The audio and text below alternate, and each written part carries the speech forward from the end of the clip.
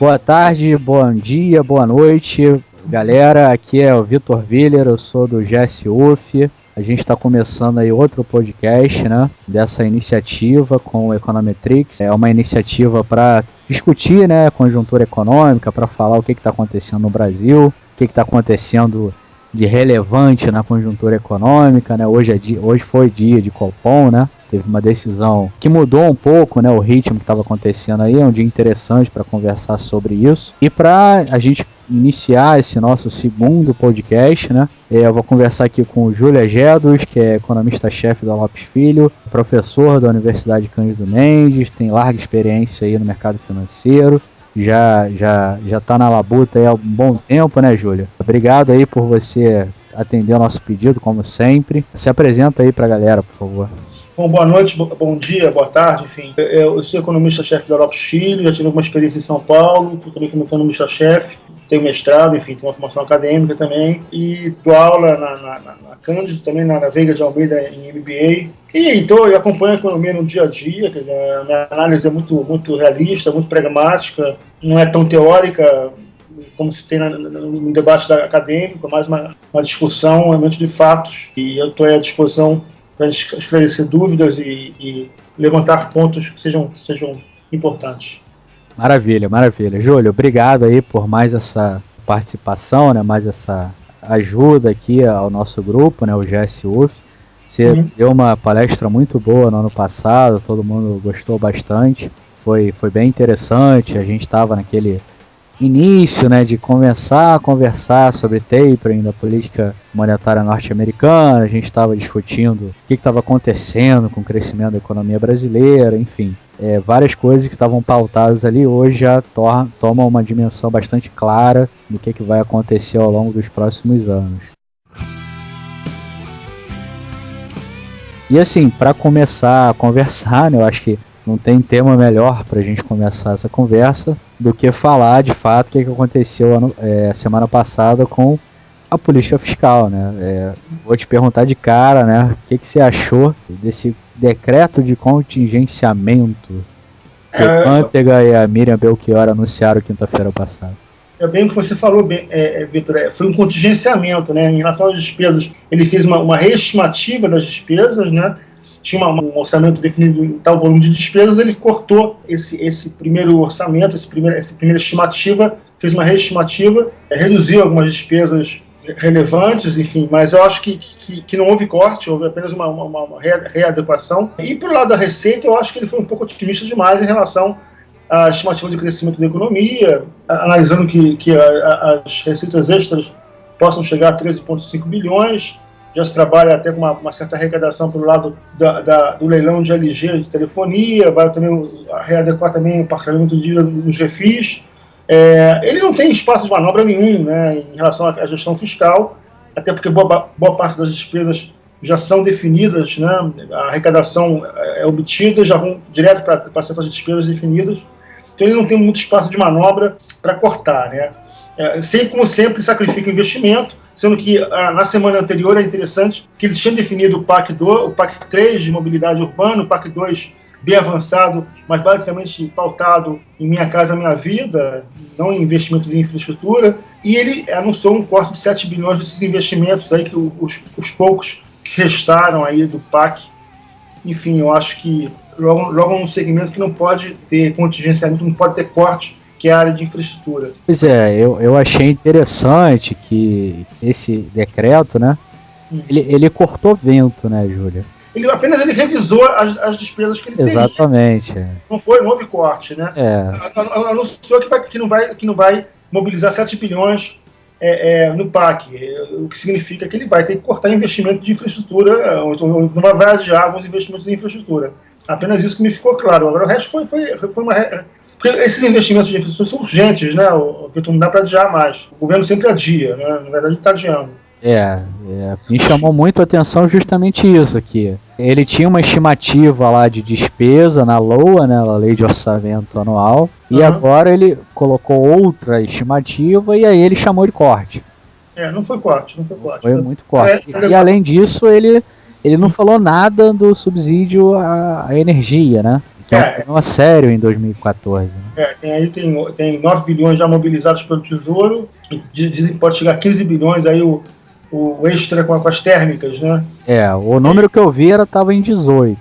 Mas, enfim, a situação é complicada na questão da gestão energética. Logo ela, a presidente, que tem uma formação toda focada no setor de energia, né? Toda a sua trajetória como tecnocrata foi nesse segmento e fez as maiores barbaridades, né? Enfim, nesses últimos 2 anos. Eu acho que ele está tentando ganhar tempo, né? Como você falou, cortando ventos e vai acabar colhendo tempestades, né? Vai acabar não conseguindo, de repente, se manter como no patamar que está em investment grade. Na verdade, vai cair um degrau. Aí vai continuar investment grade, mas vai estar na porta de se tornar nível especulativo. Eu acho importante falar, porque a Fitch e a Moody's, elas emitiram o comunicado, né? Falando que, de fato, acharam louvável a iniciativa do Brasil em ter feito esse tipo de iniciativa, em ter decretado a tentativa de buscar o superávit primário de 1,9, né, do PIB, mas a Standard & Poor's, que tinha colocado a perspectiva negativa, ela se manteve em silêncio. Né?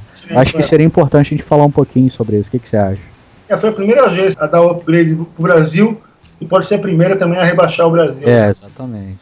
Eles estão com uma visão muito certa, não só a gestão fiscal, mas ao ritmo de crescimento da economia, as políticas econômicas são pouquíssimo coordenadas. Então, eu acho que a crítica é muito mais em relação à gestão econômica como um todo, né, Vitor? Não só na questão da solvência, que é o principal parâmetro que a agência de rating utiliza para analisar a economia, é o grau de solvência.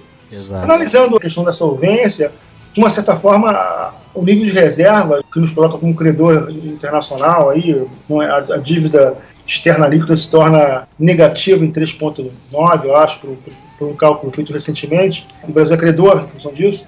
Quer dizer, isso aí deveria ser um fator a afastar o risco de downgrade. Mas acho que eles não estão só observando isso, eles estão observando a gestão como um todo, as maquiagens usadas, os mecanismos, né, os subterfúgios usados para ter um resultado fiscal aceitável, a pouca clareza, a deterioração do setor externo, enfim, uma série de variáveis que colocam as agências sempre com o pé atrás. Não só as agências, como todos os bons players de mercado, né?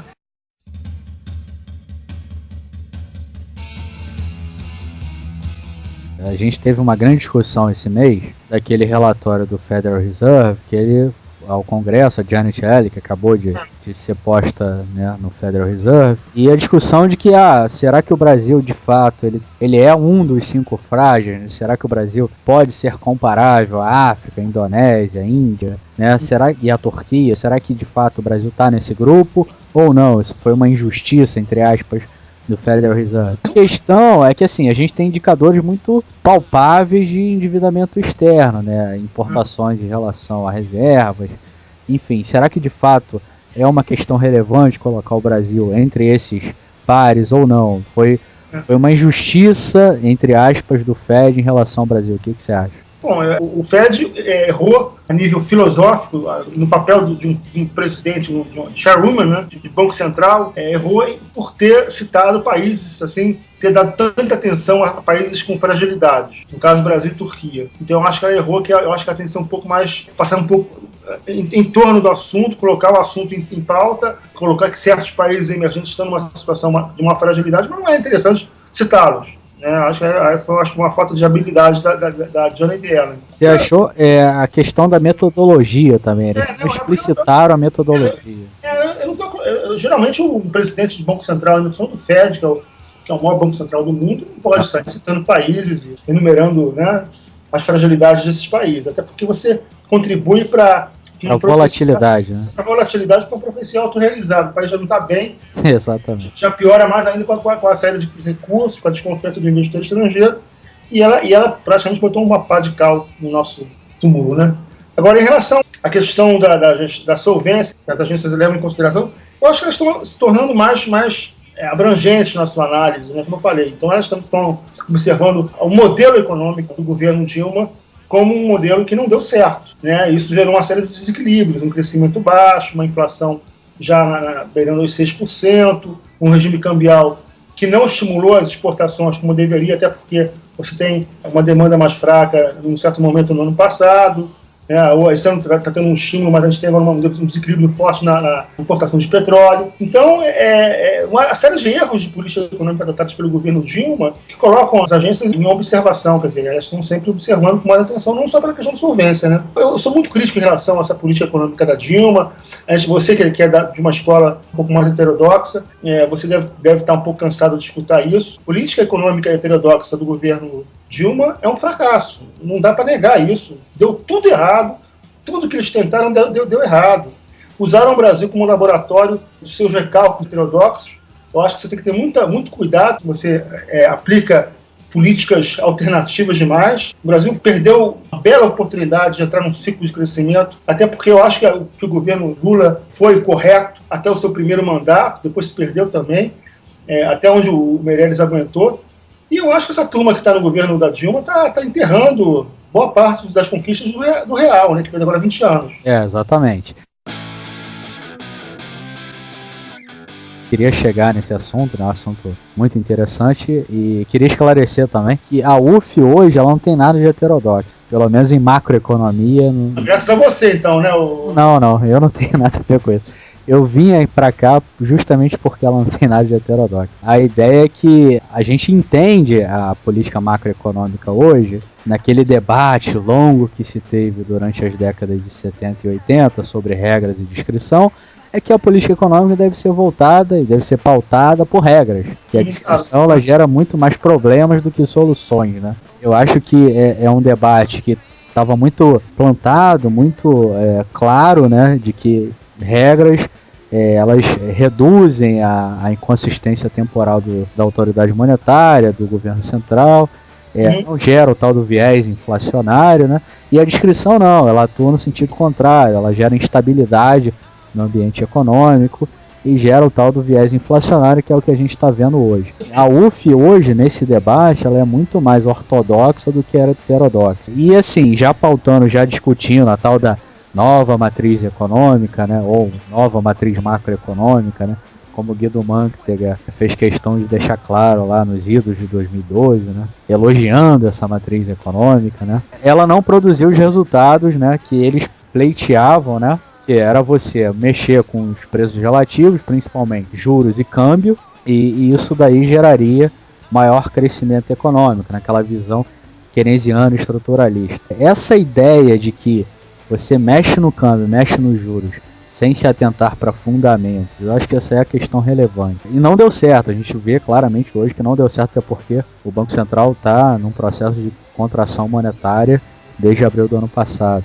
Não deu certo. E a gente está agora tentando conter essa desvalorização do câmbio via swaps cambiais, via N outras tentativas. Não deu certo, claramente. E aí eu queria que você falasse um pouquinho sobre isso. Por que já estava claro lá em agosto de 2011, quando o Banco Central começou a reduzir a taxa de juros, por que a gente já sabia, né, os economistas que entendem um pouquinho de teoria econômica moderna, por que não estava correto, né? A gente já sabia, ex ante, isso não ia dar certo, esse discurso. Não, a política já começa errado quando você analisa a redução da taxa de juros, taxa básica de juros que era 7,5%, com a gestão fiscal ativa, com uma política fiscal frouxa. Então você já tinha uma tendência ao desequilíbrio fiscal de um lado, né, da perna, e na outra perna você tinha uma política monetária frouxa. Quer dizer, então isso seria excesso de consumo de demanda agregada na veia, o que geraria, no momento seguinte, inflação, né? Isso em todos os manuais de macroeconomia, você não precisa ser heterodoxo ou ortodoxo para saber disso, né? Você tem que ter uma coordenação de políticas econômicas,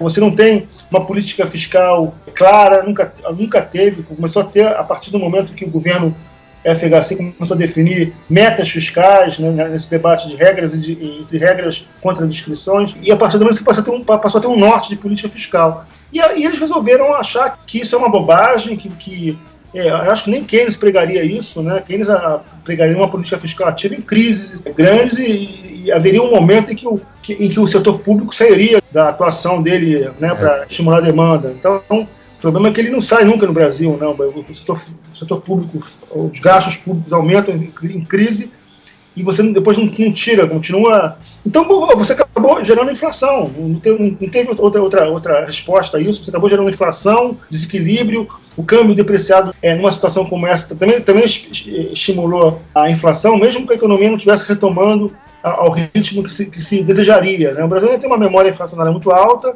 tem uma economia ainda com uma forte indexação, e é inevitável, né? Não tem jeito. Você estimular políticas fiscais ativas demais, reduzir juros a decreto e deixar o câmbio deslizar um pouco mais para um patamar que a depreciação chegou a 15% no passado, isso é uma bomba de efeito retardado. Em algum momento isso vai estourar. Além do crédito abundante, consumo privado, né? Então, realmente uma série de políticas. Você não estimulou a economia. Os vários ruídos gerados com as intervenções não estimularam os investimentos. Os empresários continuaram receosos, justamente em função desse debate que você colocou agora, né? Regras contra as discrições. Cada momento era uma invenção, era uma novidade, e o mercado não gosta disso, né? O mercado gosta de previsibilidade e clareza, né?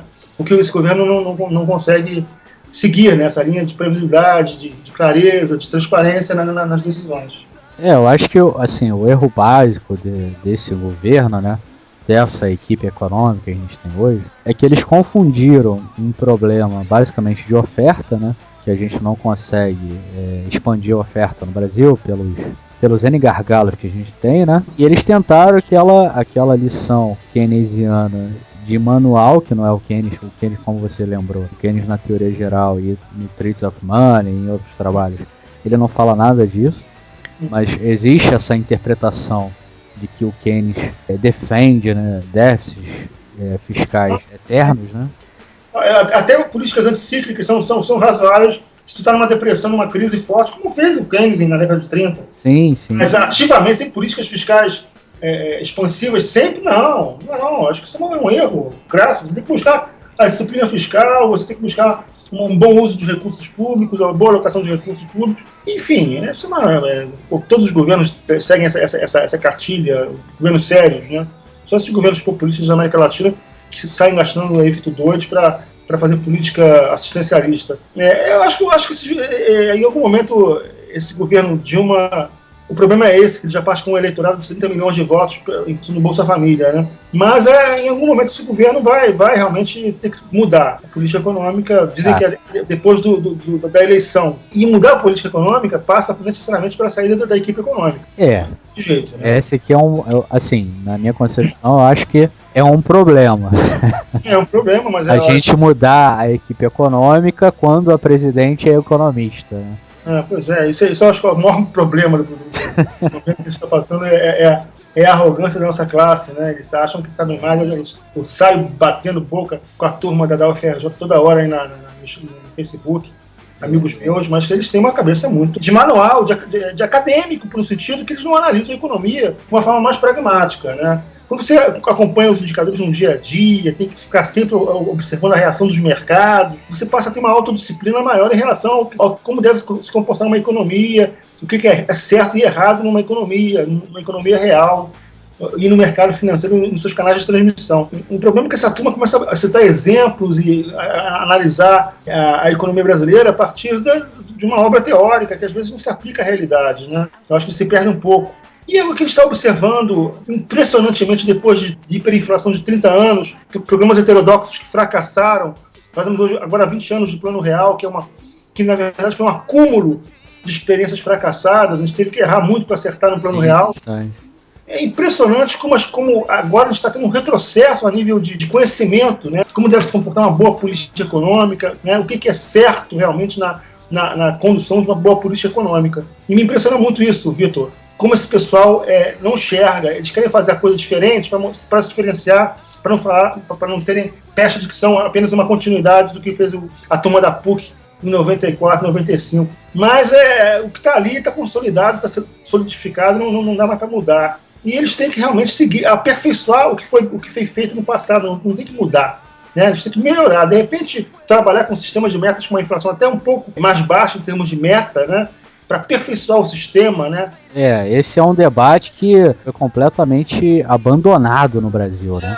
Então, eu acho que os debates da academia, o problema é esse, eles se descolam muito da realidade e acham que deve deixar que câmbio depreciado é importante para estimular o crescimento, sim, pelo lado das exportações. Assim, eu estou um pouco ligado à academia, né? Apesar de trabalhar, né, com o mercado, de ter essa ligação com o mercado, mas tenho também a ligação com a academia. E eu fui na Ampec, né, no ano passado, em dezembro, assistir uma mesa, né, de desindustrialização, que estavam lá grandes proeminentes, né, do novo desenvolvimentismo brasileiro, incluindo o Bresser Pereira, o José Oreiro, a Carmen Feijó. A Carmen da UF, inclusive, né? A Carmen da UF, a professora da UF. Uhum. Entre outros professores. E sempre pautando essa discussão, o Brasil sofre de uma desindustrialização muito em função da tendência sobre a valorização do câmbio, né? E é uma discussão assim, que para mim é uma discussão sem sentido, né? É o cachorro correndo atrás do rabo, porque qual é a base de apuração? Vamos usar de repente o câmbio desde do real, do lançamento do real, talvez seja essa uma base. Alguns setores têm alta produtividade, alguns setores são intensivos em mão de obra, outros são menos. Existem realidades distintas, né? Esse câmbio de equilíbrio é difícil você achar. Era justamente nesse ponto que eu queria chegar, porque... Eu acho que é um desalinhamento do câmbio em função da política do Fed, né? Existe um desalinhamento. Algum desalinhamento houve que realmente estimulou muito o ingresso de recursos, inundou o mundo com dólares, e realmente alguma apreciação excessiva houve aí nesses anos pós-crise de 2008. Mas aí como achar agora o prumo, né? Como voltar a um patamar de equilíbrio? Isso eu não sei responder, nem o governo sabe, até porque essas variáveis, os preços, os chamados preços relativos que você colocou, são às vezes sintomas de desequilíbrios, né? Que a gente observa na economia brasileira. Exatamente. E aí, então, você não é por aí, entendeu? Quer dizer, o câmbio está desalinhado também em função de uns juros mais altos que o governo é obrigado a adotar em função de um desequilíbrio entre oferta e demanda. Também por isso. Então, são desalinhamentos que a gente tem na economia e não adianta você achar que você vai curar a economia apenas corrigindo os sintomas. Tem que pegar a causa do processo, né?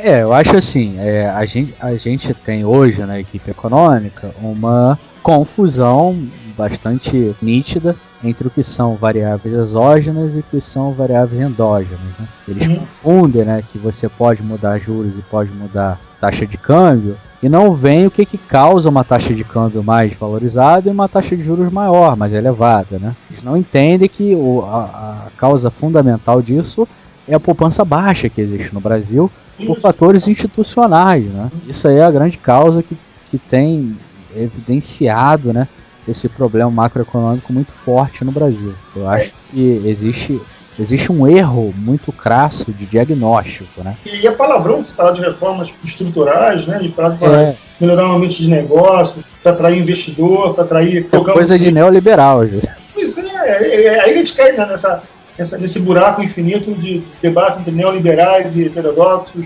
Exatamente. Que é um debate, para mim, totalmente estéril, porque ninguém vai ceder em nada, e eu acho que ninguém é neoliberal aí, quem defende uma política mais pragmática, ninguém é neoliberal. Quem é neoliberal, para dizer a verdade, aí vai resgatar o consenso de Off, isso é uma bobajada sem tamanho. A necessidade que a esquerda tem de rotular quem é contrário aos diagnósticos, aos brilhantes insights dessa turma, né? Eu acho que essa turma está experimentando o poder aí agora, de certa forma estão deslumbrados, estão fazendo um monte de besteira, e pena que a gente não tenha uma sociedade mais consolidada a nível democrático, com uma população mais consciente para poder distinguir o que está certo e errado nesse governo, né?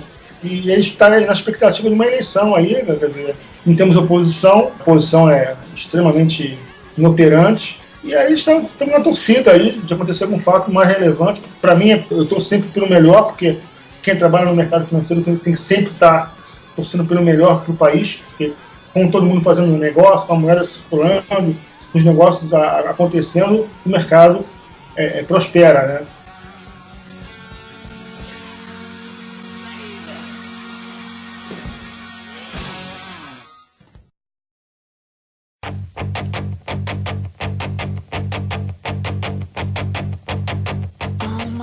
Então, Júlia, a gente estava conversando aqui numa questão mais estrutural, né, dos tantos e tantos problemas que a política econômica brasileira vem apresentando aí. Eu acho que é uma discussão bastante relevante, né, para quem está interessado em economia hoje, tanto estudantes quanto pessoas interessadas de outras áreas, administração, engenharia, etc., que trabalham com a economia, como insumo básico, né? Agora eu queria pautar com você uma discussão mais voltada para a conjuntura, né? Essa conjuntura que a gente viu no final do ano passado e a conjuntura que a gente vai ver ao longo de 2014. A começar, claro, pelo nível de atividade, né? Como é que você vê aí a questão da PIMPF, né, que é a produção industrial, a PMC, que é a pesquisa mensal do comércio, né, a PME, a pesquisa mensal do emprego, etc. Tudo voltado para nível de atividade. Como é que você está vendo essa conjuntura dentro desses indicadores? São indicadores muito fracos, saíram aí em dezembro a produção industrial e varejo. A indústria acumulou muitos estoques, programando um final de ano que não se confirmou, e aí caiu 3,5%, principalmente no setor automobilístico, né? Há um impacto também da crise cambial na Argentina, as exportações de carro caíram muito, isso impactou de uma certa forma na produção industrial. Agora, um fator que eu acho essencial para analisar o desempenho da atividade econômica é a questão da confiança dos agentes, né? Indicador apurado pela FGV, tanto consumidor como industrial, né? Todos eles estão caindo muito, estão recuando já há 3 ou 4 meses. Né? Além da questão dos juros altos impactando na capacidade de endividamento dos agentes, os juros mais altos adiando certas compras, isso vai impactar no consumo também, no varejo. O segmento agropecuário, pela própria dinâmica do agronegócio no Brasil, consegue ficar um pouco fora disso, mas as safras desse início de ano já são um pouco menores em função da não há muito o que fazer, mas a Conab vai ter que revisar essas safras. Ano passado a gente teve uma safra muito boa, né, Júlio? Esse ano eu acho que também era uma tendência de ter uma safra muito boa, mas fatores climáticos estão impactando, né? Então, a gente tem uma série de variáveis aí que vão impactar no ritmo da economia, investimento também não está alavancando como deveria, os investimentos. Ao longo de 2013 eles foram um pouco mais altos, muito em função da mudança dos motores dos caminhões e encomendas de maquinário agrícola, o que enviesou um pouco esse indicador ao longo de 2013. Não há muito ampliação de planta, até houve também um pouco de produção de bens de capital aumentando ao longo do ano, mas eu não vejo uma coisa consistente, né? Realmente não vejo consistente. A gente está empacado numa taxa de investimento, né, na formação bruta de capital fixo em torno de 18% já há algum tempo. Acha que não há perspectiva de ultrapassar esse número? Eu acho que o problema também é a poupança baixa, como você colocou no início do nosso papo, né? A poupança está num patamar muito baixo, algo em torno de 15%, 15,5%, e isso impede, né, que haja uma canalização maior para investimento. Então, eu acho que o cenário não é bom, até porque, como eu coloquei, como você colocou tão bem também, o ambiente de negócios não é favorável. As várias intervenções do governo também geraram essa perda de confiança no setor empresarial, do consumidor. Então, realmente, a gente não está realmente com musculatura para crescer muito mais do que está se prevendo esse ano e no ano passado, né? Deve crescer ano passado no máximo 2%, e eu até achava que seria menos, mas tá aí no mercado, eu acho que deve ficar em torno de 2%. E nesse ano de 2014, com muito otimismo também nesse intervalo entre 1,5% e 2% no máximo, a não ser que alguns fatores, concessões, deslanchem. A gente vai chegar lá, alguns fatores contribuam para isso, um crescimento maior, mas eu não vejo muito musculatura para crescer mais do que isso, não. Então, assim, na questão do crescimento, né, da economia, o cenário é bastante pessimista, né, Júlio? Isso é como um consenso de mercado. E o interessante, não tanto pela crise, né, porque você vê o mundo crescendo um pouco mais aí nesse ano de 2014. Chile, Peru, né? Isso, e o Brasil na contramão total, né, desse cenário internacional mais otimista.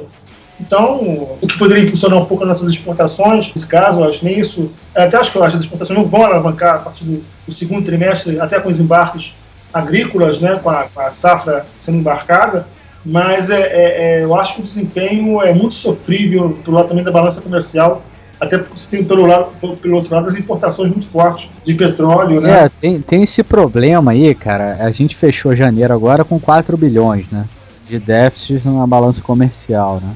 Já está em 6 e tanto já, Vitor. Já tá, né? Está em 6 e tanto de déficit comercial, vai impactando no setor externo. A literatura recomenda que até 4% do PIB dá para você administrar, porque tem nível de reserva para isso, né, de déficit em conta corrente. Mas se você continuar com os investimentos externos diretos rateando, né, e o déficit concorrente aumentando nessa velocidade, vai chegar um momento em que isso também vai se tornar um problema a mais para a economia brasileira a nível de agências de rating, né? O Mário Henrique Simonsen, ele costumava dizer que a inflação é um péssimo problema, né? Mas o impasse externo, ele é mortal, né? Ele abala a economia e a deixa completamente vulnerável. Eu acho assim, essa questão de investibilidade, enfim, o crescimento brasileiro ele não deve ser muito robusto em 2014 e provavelmente também em 2015, caso a gente não aprove as reformas, como você falou. Nessa questão, como a gente tem no grupo, né, essa preocupação com a política monetária, vamos ver como é que o Banco Central vai conduzir a política monetária nas próximas reuniões e nos próximos anos, né? A gente procura analisar sempre essa cadeia de causalidade, né? O Banco Central começou a aumentar juros lá em abril, aí você tem um nível de atividade que, como você muito bem explicou, tá muito ruim, né? A gente está tendo um crescimento muito baixo, na margem ou no acumulado em 12 meses. E aí vamos falar um pouquinho, né, de preços, né? Como é que isso aí tá se transbordando para preços. A gente viu, né, que os preços desde do segundo semestre do ano passado, o IPCA, né, ele saiu da casa de 6,7 lá em junho, se não me engano, para agora em janeiro 5,59, né? Salvo o meu engano. Muito em função do grupo Alimentos e Bebidas, né? A gente teve um recuo muito grande do grupo Alimentos e Bebidas, provocado por uma safra muito boa ano passado. Eu queria saber de você o que a gente pode esperar para 2014 para a inflação, né? Será que a gente vai conseguir contar com essa safra recorde esse ano, como você já explicou um pouquinho anteriormente, ou a gente pode não contar com isso e contar com outras coisas desfavoráveis? Como é que você vê? Lendo os relatórios do Banco Central, eles já contavam com uma inflação mais baixa de alimentos esse ano. Eu até acho que pode ser que elas caiam realmente, contribuem muito para o IPCA de 2013, mas eu acho que essa questão a oferta agrícola está muito ligada à questão do clima, né? À questão climática. Sim. Atualmente, nessas secas que ocorreram agora, esse calor aconteceu nesse início de ano, na região sudeste, centro-oeste, impactaram algumas ofertas, né, e aumentaram alguns itens da cesta básica. Eu acho muito complicado você fechar com essa certeza de que alimento não vai impactar a inflação esse ano, vai impactar menos, né? Cerca de 60% em 2013 vai cair para 30%, 20% de impacto. Eu não tenho essa certeza. Na verdade, no ano passado, o alimentos no segundo semestre, ele causou um alívio, né, do IPCA, né? O que a gente viu é que foi uma safra muito boa da parte de alimentos e isso causou um impacto até positivo para o IPCA, né? Agora, esse ano a gente não espera esse alívio, né? A gente espera uma coisa diferente. Né? Eu acho que pode ser que se comporte de uma forma um pouco mais suave do que ficou em torno de 8,7, se eu não me engano. Pode ser que recue um pouquinho. Mas a gente tem uma série de outras pressões aí no cenário inflacionário, como serviços continuam muito altos, preços administrados, represados, caso energia elétrica e gasolina, vão ter que ter. A gasolina agora, com o balanço da Petrobras, se torna premente um reajuste, porque ela precisa aumentar investimento e faturamento, precisa aumentar a produção também. Vamos focar nessas duas coisas então, Júlio. Questão dos serviços, né? Serviços é fruto de dois fatores, Vitor. Copa do Mundo, né, demanda muito mais forte nessa fase, né, nesse ano de 2014, em função das várias demandas que surgem, rede hoteleira, empregados, enfim, serviços diversos. E a classe C e a classe média emergente aí desse ciclo PT, que veio para ficar realmente, que demanda mais serviços, enfim, é uma classe demandante, toda classe média demandante, inevitável que pressione mais serviços, entendeu? Então, não pode fugir disso. E o problema é que serviços é não tradable, né? Totalmente indiferente a qualquer gestão cambial aí, né? Para tentar segurar a inflação. Então, vem se mantendo esse patamar entre 8,7%, 8,5% e 9% já há muitos meses, né? Serviço é muito intensivo em mão de obra, né?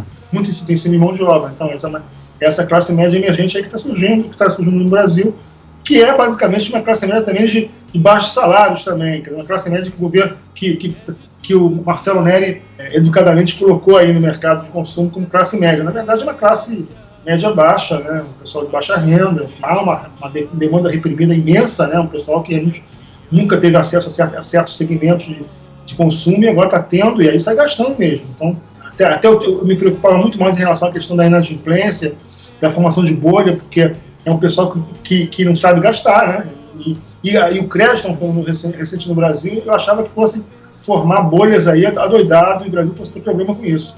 Mas por méritos ou não do sistema bancário brasileiro, que é muito cauteloso, essas bolhas até agora não apareceram. Essa é uma questão interessante. Vista, né? É uma discussão em aberto isso, mas eu acho que até agora não se deu para observar o risco dessas bolhas com muita nitidez. Alguns acham que existem bolhas formando no setor imobiliário, dada a demanda forte, e o que pode acontecer mais à frente com questão de desemprego, enfim. Mas a verdade é que você tem realmente uma classe média demandante forte e serviço está refletindo isso. Né? O desemprego baixo também que a gente observa é também retrato desse cenário dessa classe C e D do ciclo PT no poder, né?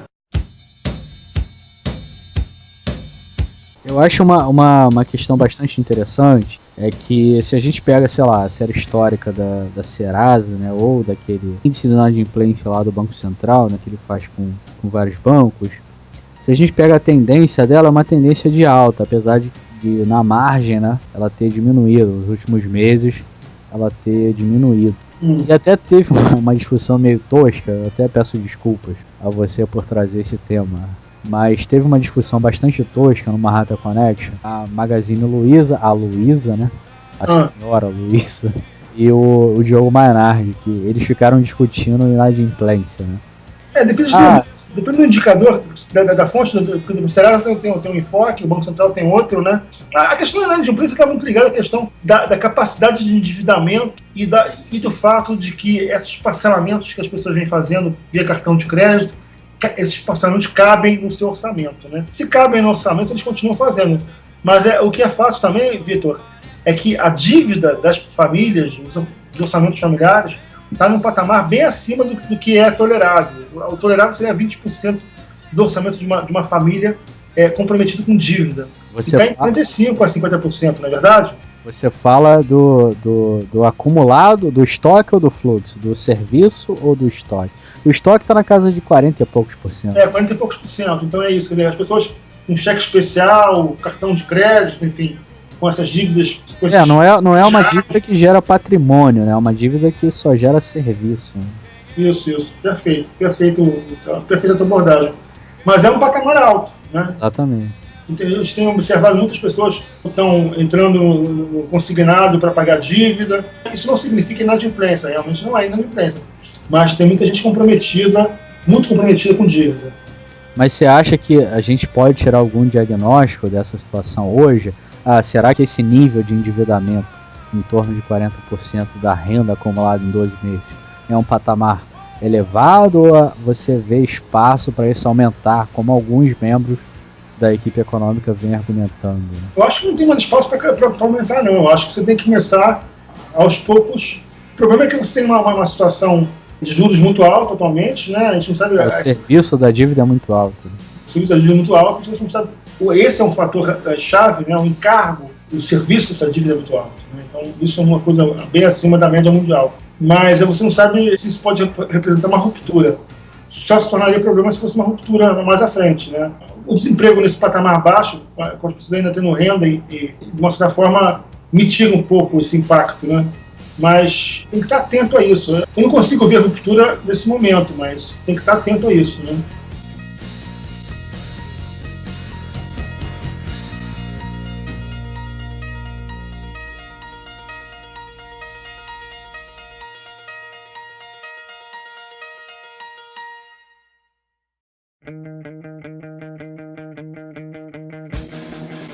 Então, Júlio, vamos lá, vamos mudar aqui um pouquinho o nosso panorama, né? Esse amplo panorama que a gente está dando aqui para a conjuntura, para tentar entender o que está acontecendo com a macroeconomia brasileira. E, assim, eu queria abordar um pouquinho da questão do mercado de trabalho, né? Que é uma questão bastante interessante, né? Que a gente está convivendo com uma taxa de desemprego baixa, né? Mesmo com um crescimento muito baixo da economia, né?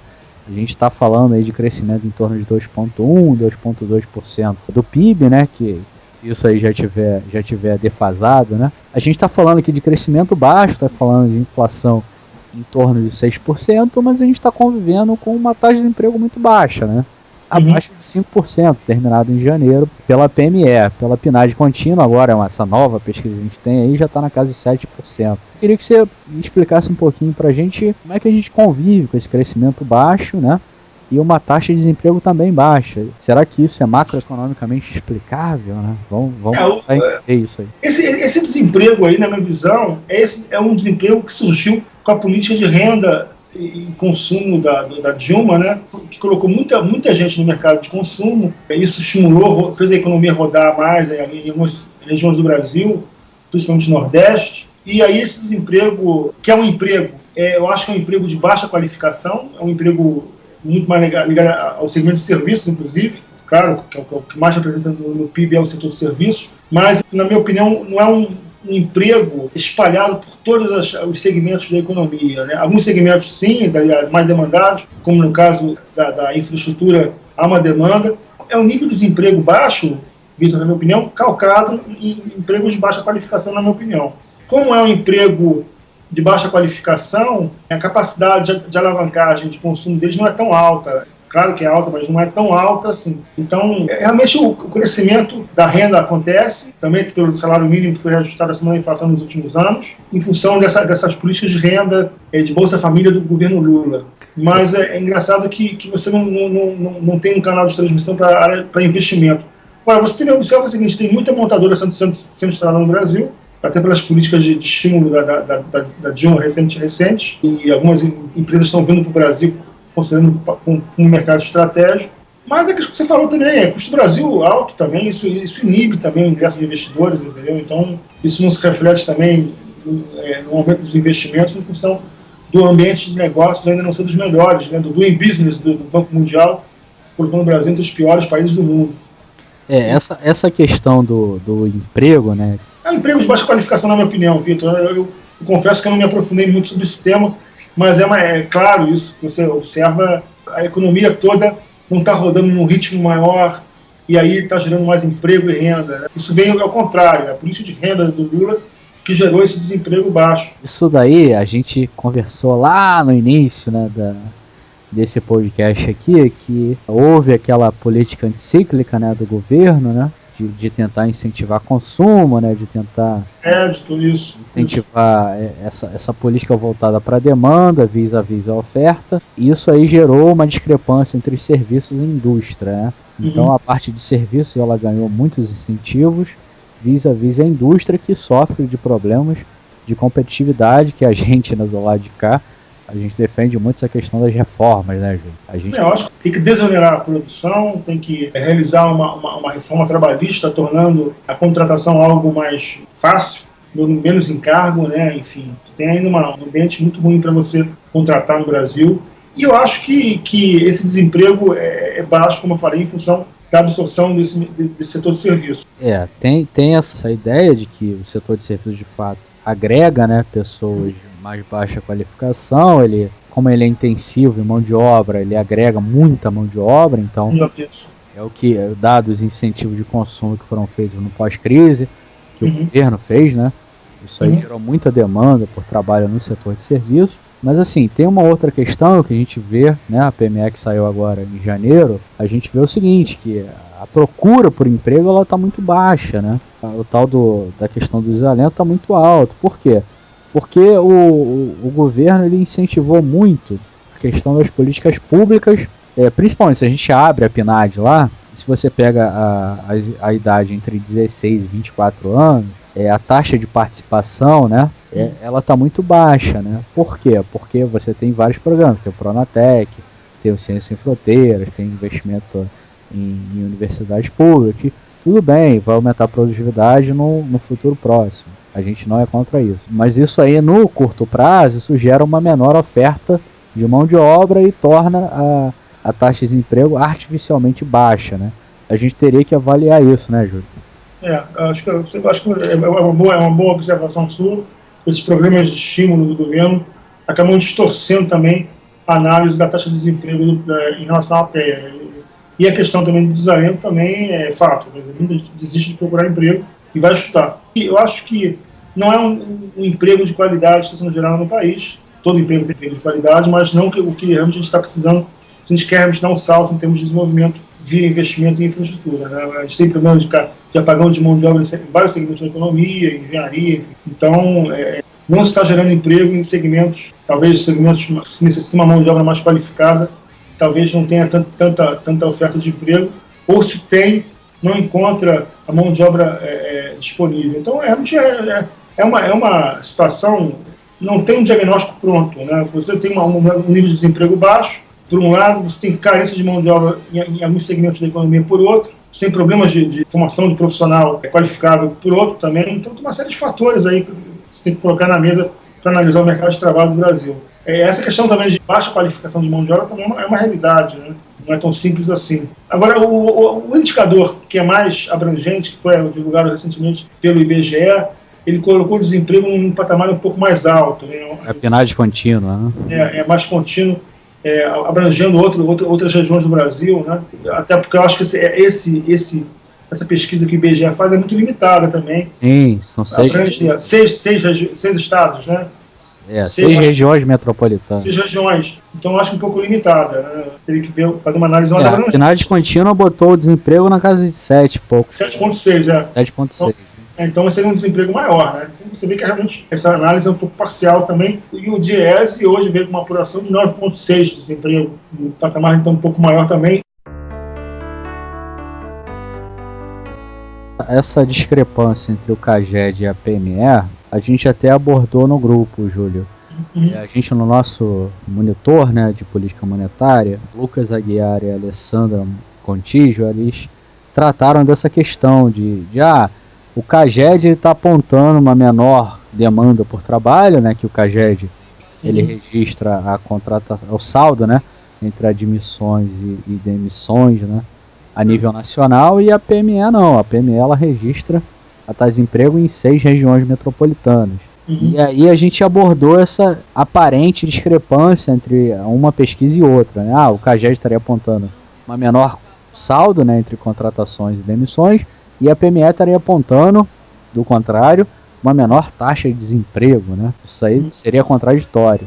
Como é que você vê essa questão? Essa questão vem ocorrendo uma desaceleração. Eu teria que analisar o CAGED nos últimos 12 meses, analisando que segmentos vem gerando mais emprego. Eu acredito que seja comércio e serviço, mais gera emprego. Construção civil, eu acho que vem negativo, vem caindo mais fortemente. E aí é o segmento que vem realmente pontuando na economia brasileira, que é serviço. Enfim, são geralmente segmentos com emprego de baixa qualificação. Comércio, a indústria segue num patamar sofrível e a construção civil vem recuando, né? Até por causa do que esse setor de construção civil vai ter que se adequar a uma nova demanda, cresceu muito forte, imaginando uma demanda que não se confirmou.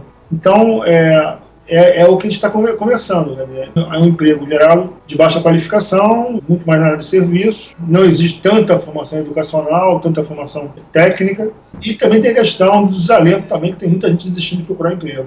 Eu acho que a situação não é tão confortável como o PME indica. Né? A PME ela vem sofrendo várias críticas, né? Ao longo dos últimos meses e anos aí, né? Que ela não estaria retratando de forma veemente a situação do emprego no Brasil, né? Acho que assim, existe um problema muito grande entre metodologia, né? Porque a PME, como eu falei, ela é uma pesquisa entre 6 regiões, né? E a CAGED seria um retrato mais nacional, né? Estaria mais aderente ao que está acontecendo com o Brasil. Eu acho assim, a PNAD contínua, ela é uma pesquisa que talvez mais favorável, mais factível do que está acontecendo com o Brasil, né? E aí, Júlio, a gente tratou aqui do crescimento da economia, que está baixo, né? Tratou da inflação, que existem problemas, né? Tudo bem que ela está reduzindo no acumulado em 12 meses, mas você tem a questão dos alimentos, que reduziram muito ao longo do segundo semestre do ano passado. A gente tem um problema de expectativas que ainda estão descoladas, né? Estão na casa de 6%, teve um pequeno aumento nesse início de ano, né? E aí, cara, diante de tudo isso, né, eu queria colocar para você o problema macroeconômico, né? Que é o quê? A gente está crescendo pouco a gente está gerando inflação, a gente tem baixo desemprego. E aí, cara, como é que resolve isso? Como é que a gente consegue crescer mais daqui para frente? O que tem que fazer? O que o próximo governo, vamos focar na questão do eleitoral, né, que não tem como escapar. O que sei lá, a oposição ou a própria Dilma, o que eles têm que propor para a gente superar esse dilema macroeconômico que a gente está vivendo hoje? Vitor, deixa eu apenas citar o que disse a FHC essa semana lá no Congresso. Né? Muito bom, muito bom. É preciso ter coragem para dizer as coisas, sem agressividade, mas com clareza. Já está passando da hora, há momentos em que é preciso renovar. Então, o que precisa ser feito? Primeiro é colocar uma agenda de reformas de volta à pauta. Resgatar a agenda de reformas. Isso, para mim, é essencial. Não consigo imaginar o Brasil enquanto país que atrai investimento, gera um ambiente de negócio favorável, atrai investidor estrangeiro, sem que as reformas sejam realizadas tanto pelo lado da infraestrutura como também pela questão do mercado de trabalho, da legislação trabalhista, da carga fiscal, enfim, uma série de...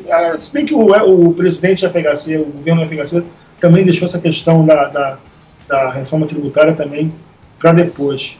Sim. Mas eu acho que é essencial você fazer realmente uma reforma tributária, nem que seja fatiada, e aí só assim mesmo, você não consegue fazer uma reforma em pacote fechado. Interessante, Júlio, só fazendo um parênteses aqui nessa discussão de reforma tributária, é que o governo Lula, né, o primeiro governo Lula, quando a gente tinha aquela equipe econômica, né, formada pelo Palocci, pelo Marcos Lisboa, o Alexandre Schwartzman, etc., você viu ali uma tentativa de criar uma reforma tributária, como você falou, fatiada, né? Aí meio que foi ignorado. Você acha que ignorar essa reforma foi uma questão mais política, né, que não tinha consenso no Congresso? Nesse aspecto... Você nunca vai ver, né, uma sociedade complexa como a brasileira, com uma distribuição de renda que a gente tem, com os problemas políticos que a gente tem, com uma legislação, com uma estrutura política que a gente tem, calcada por governos de aliança, você nunca vai ter consenso. É difícil você chegar a um consenso com reformas que contrariem interesses. Então, a questão, não existe reforma, nesses casos, no caso das reformas estruturais, elas não são neutras, elas vão gerar descontentamentos e debates. Na questão da reforma tributária, você vai impactar os estados, pela questão da unificação do ICMS possível, eles vão perder a arrecadação porque você vai criar uma alíquota única, não vai criar essa guerra fiscal que hoje existe no país, com ICMS diferenciados. Você, na questão previdenciária, você tem que acabar com os privilégios que existem hoje, realmente, de fato, tem que fazer uma reforma do Estado também, em paralelo, porque a questão da estabilidade, da aposentadoria integral em umas categorias profissionais do serviço público, né? Isso vai ter que ser rediscutido, porque boa parte do déficit previdenciário vem do desequilíbrio entre público e privado. Então não há reforma estrutural neutra. Sim. Tem que fazer. O governo não quer se desgastar politicamente com isso.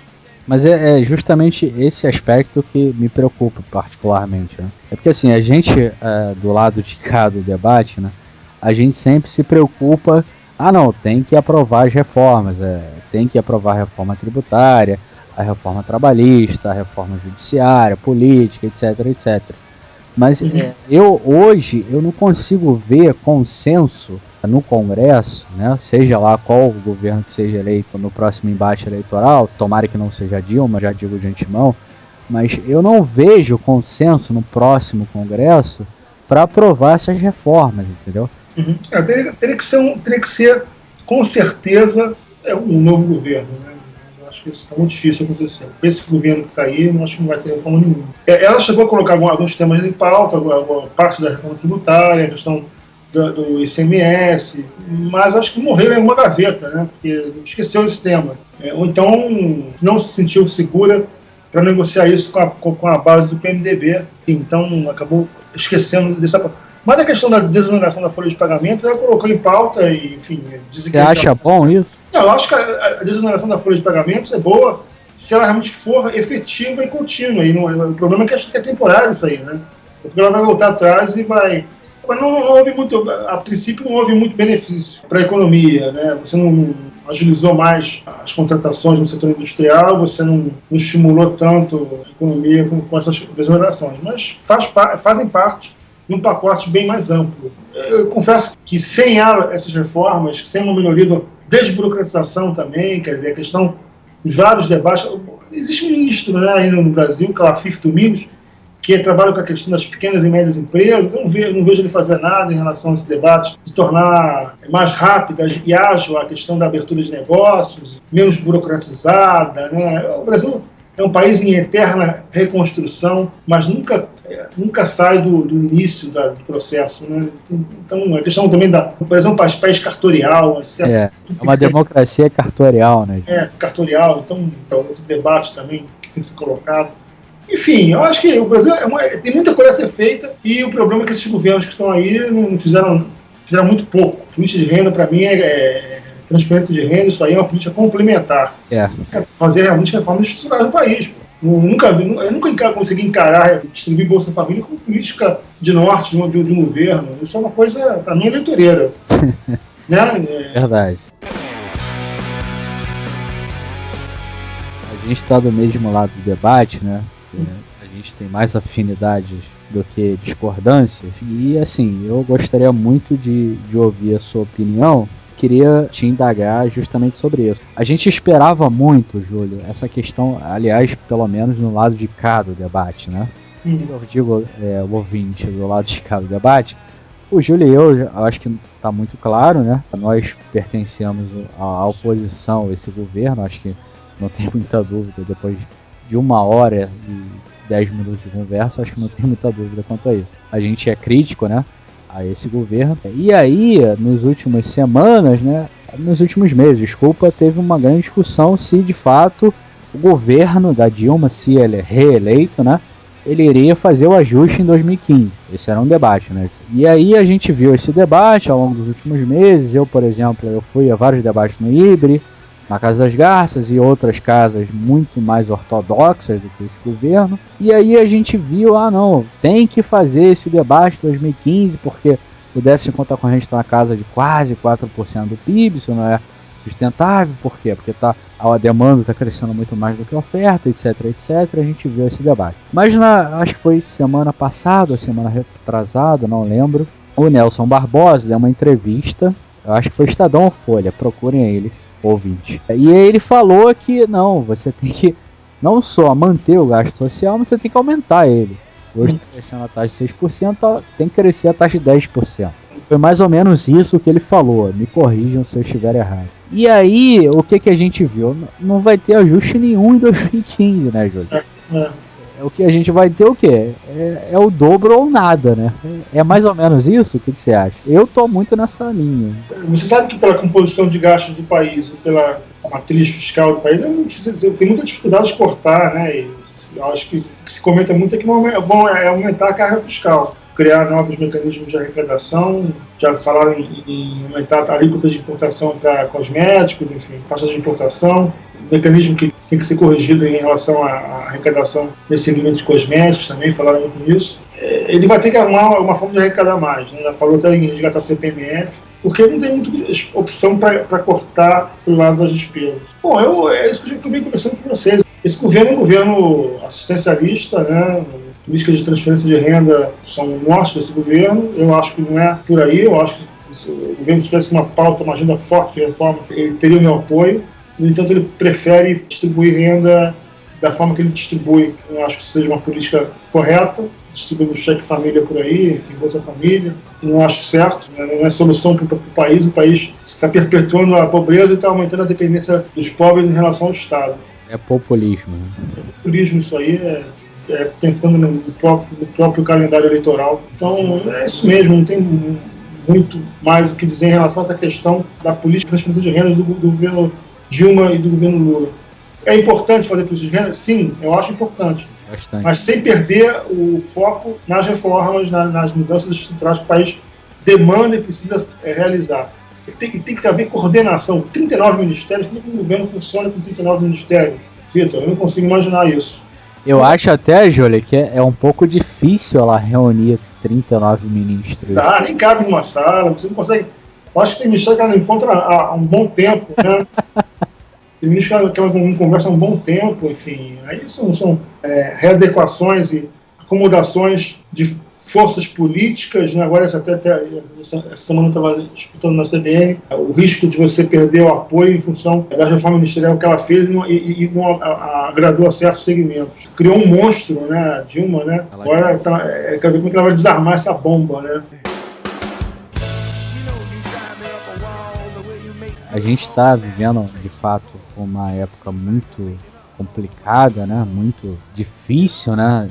Tanto do ponto de vista econômico, macroeconômico, como a gente vem discutindo nesses últimos minutos, quanto do ponto de vista social, né? Eu acho que a gente, mesmo que a gente seja economista, a gente não pode deixar de falar da questão social, né? A gente teve várias manifestações ao longo do ano passado, né, junho e julho, e foram manifestações muito fortes, muito inéditas, né? A gente teve vários casos de morte, né, durante essas manifestações, e com o ápice agora da Copa do Mundo em junho, não sei se é junho ou julho, eu confesso que eu estou pouco me lixando para a Copa do Mundo no Brasil, mas de fato isso aí manifesta muitos ânimos no Brasil, né? Como é que você vê isso, essa questão social, que todo mundo contra, né, os gastos que foram feitos nesses estádios e tal? E como que você vê essa proximidade com a Copa do Mundo em relação à eleição? Que eu acho que a gente pode terminar com a questão eleitoral de setembro a outubro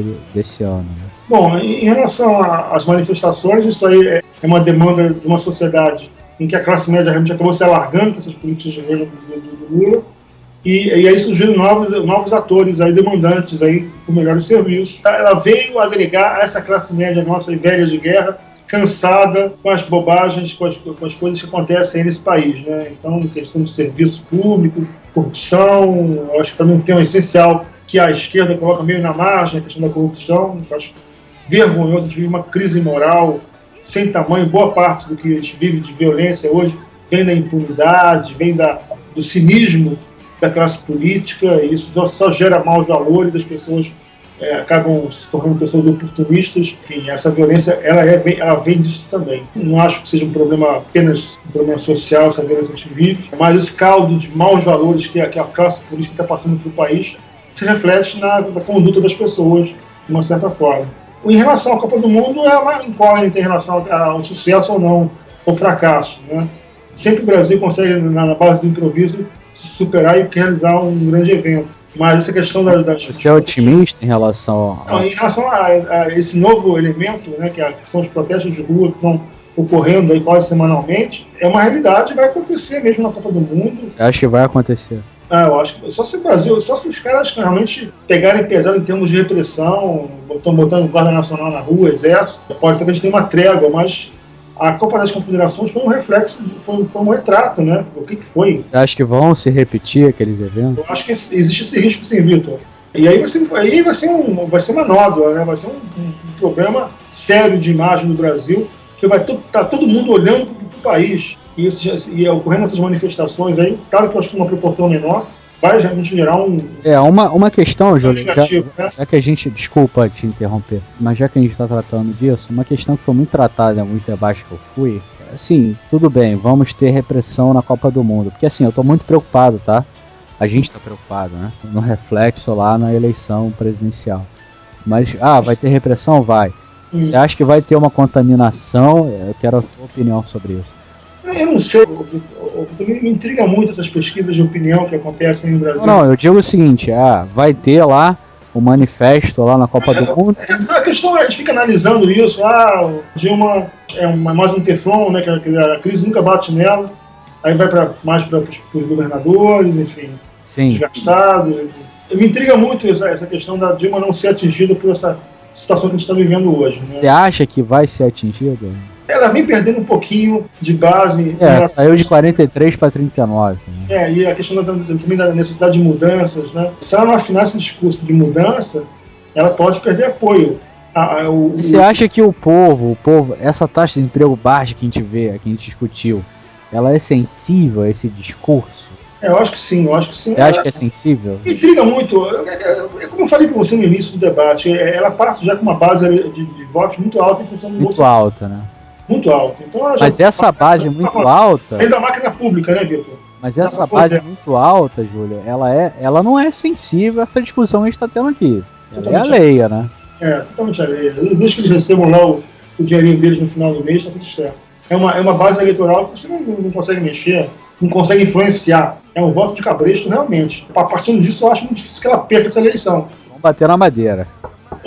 Se ela houver o segundo turno, pode ser que a gente tenha uma chance. A gente, como eu quero dizer, é a oposição, né? Sim. Então, o Eduardo Campos pode ser o Aécio. O Eduardo Campos agora nesse momento está mais próximo. E aí tem um novo elemento aí que seria talvez uma solução, que seria o Joaquim Barbosa, mas eu acho que ele não vai entrar.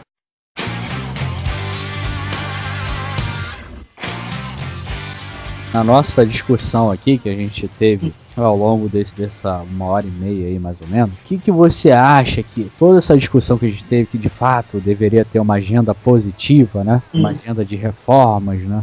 Que colocasse tal, vamos superar esse baixo crescimento que a gente está tendo nos últimos anos, vamos propor reformas, né? Qual a chance que você acha que teria dessa agenda que a gente está propondo aqui? E a maioria dos economistas, né? Tirando os economistas de Campinas, né? Que eles não querem reforma, mas tirando esses economistas, o que todos os economistas querem é reforma, é uma agenda de produtividade. Qual a chance que você acha que pode ter dessa agenda entrar na campanha eleitoral em setembro, outubro?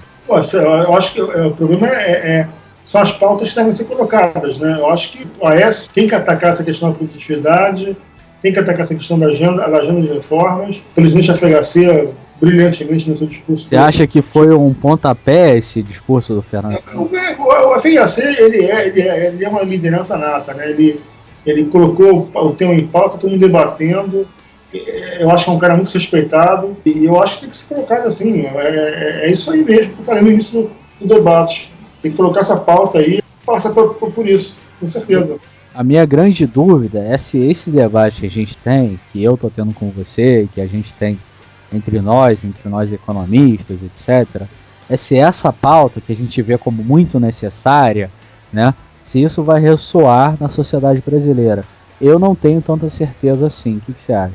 Se for colocado com muita clareza, né, de forma muito didática, tudo vai depender dos marqueteiros de campanha aí, dos candidatos. Né? Você acha que pode ressoar, então? Dependendo de como for colocada a pauta, com uma forma bem clara, didática, pode ser que sim, né? Mas tem que ser bem didática mesmo, tati-bitate mesmo. Baixar um pouco a bola para o pessoal não estranhar e desligar a televisão. Tem que ser colocado com muito cuidado. Seria de bom grado, né? Colocar a carga fiscal que a gente paga, lá o IMIL traça-se de uma forma tão boa. Sim. Qualquer produto que você compra tem uma carga imensa de postos embutidas. E se você colocar isso a nível nacional, uma campanha forte, né?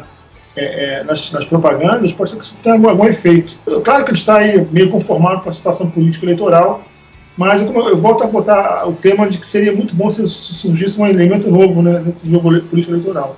Não digo nem que seja o Joaquim Barbosa, mas se surgisse uma liderança carismática, qualquer um, que realmente fosse realmente um destaque.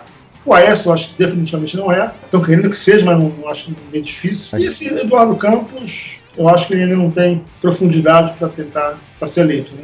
Marina Silva, Júlio. Marina também não acho uma boa candidata, não. Marina com essa coisa fundamentalista dela de evangélico. Mas eu gosto dela, essa história de vida, é uma pessoa que eu admiro. Mas, como pessoa, como presidente, não. Como presidente é diferente. Vamos ver, também seria uma boa opção. Mas ela é vice do Eduardo Campos já, né? Eu acho, né? Seria vice do Eduardo Campos. Você acha que já está concretizado isso? Eu acho que sim.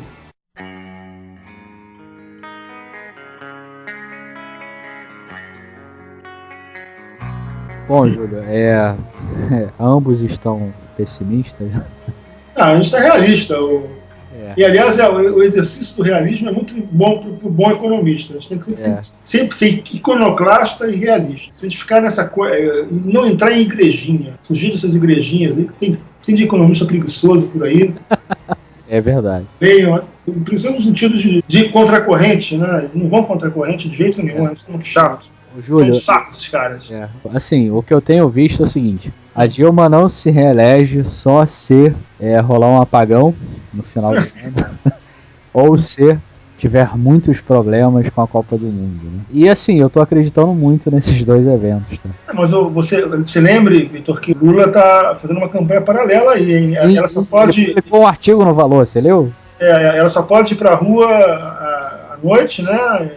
expediente e fim de semana. E o Lula tá aí, já tá aí circulando pelo país aí já. Então, você acha que esse efeito Lula ainda tem alguma... Com certeza. O Lula, hoje ele tem uma capilaridade aí, uma penetração impressionante. Ele sim, se ele tivesse doente, né? Talvez não, mas agora ele está bem, com saúde, já está andando por esse Brasilzão aí, então acho que realmente é um elemento fortíssimo para a campanha da Dilma, que é o Lula está aí ajudando, né? Aí em São Paulo fortemente, em Minas. E é isso aí, rapaz. A gente está correndo o risco também de perder São Paulo e Minas, e aí. Isso aí é problemático. É muito problemático. Muito problemático. O PT sempre quis conquistar São Paulo, né? Eu acho que vai conseguir agora, hein, cara. Será? Sei lá. É uma incógnita. Eu acho que não, cara. Eu conheço muitos paulistas, eu acho que não. Não, o paulistão tem horror ao PT. Eu acho que... Essas políticas de renda do PT aí, na periferia de São Paulo, enfim. Eu acho que não, hein?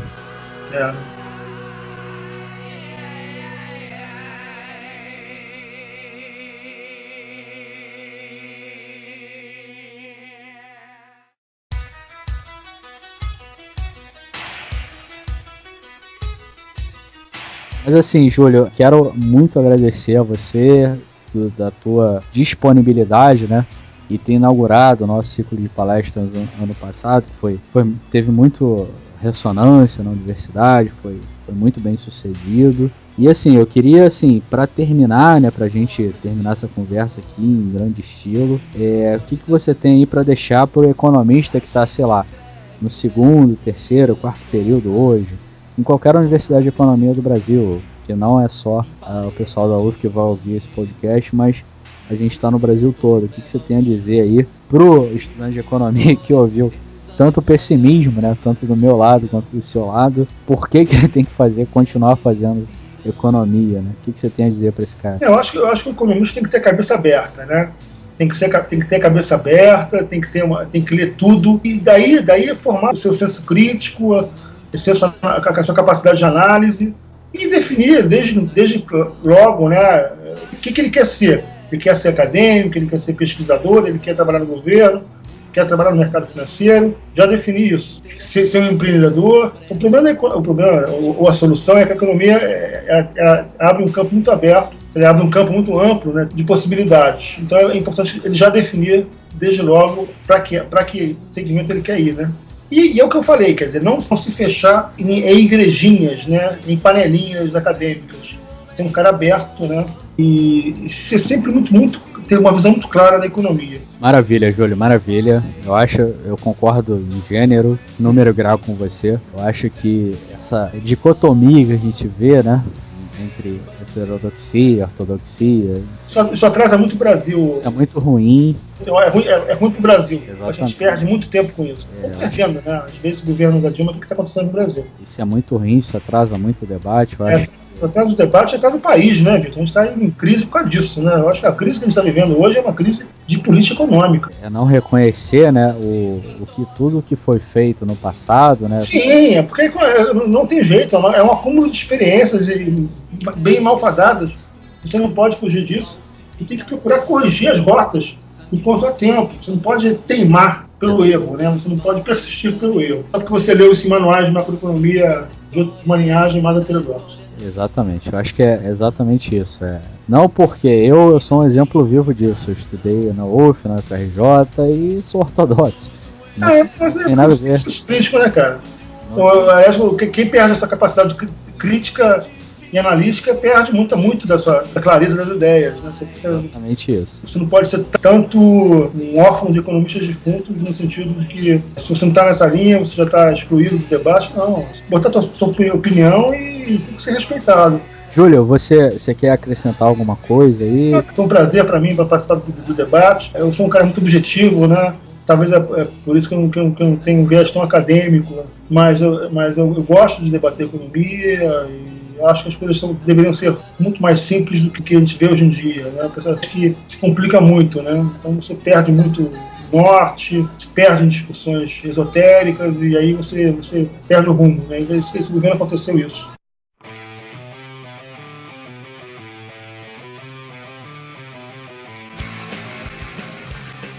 Pra te deixar em maus lençóis, quem que você vai votar esse ano? Aqui no Rio, não sei. Aqui no Rio, vamos lá. Não sei. Aqui no Rio não tem escolha. Não tem escolha. Não tem opção nenhuma. E no Brasil, vamos ver se surge alguma coisa boa e nova aí, né? Estou esperando, estou guardando, né? Estamos todos. Eu sei em quem eu não vou votar. É mais fácil perguntar isso. Na Dilma, né? Na Dilma, não. Se não ficou claro até agora. Essa turma toda aí, meu Deus do céu. Meu Deus do céu. Se não ficou claro até agora, não votaremos na Dilma. A única clareza que eu tenho é quem eu não vou votar. Cara, brigadão aí, como sempre, é muito bom contar com você. Espero que a gente possa conversar em outras oportunidades aí. Não, fica sempre à vontade, Vitor. Brigadão aí. Uhum. Galera, obrigado aí por ouvir aí essa conversa muito boa. Júlia Gedos, economista-chefe da Lopes Filho, professor da Universidade Cândido Mendes, conhece tudo aí de mercado financeiro, estava ajudando a gente aqui do GS, UF, né? A entender um pouco mais sobre a conjuntura macroeconômica, trouxe vários aspectos relevantes sobre o cenário macroeconômico brasileiro. Espero que vocês tenham gostado. Grande abraço para vocês e continuemos. Vamos até a próxima. Grande abraço.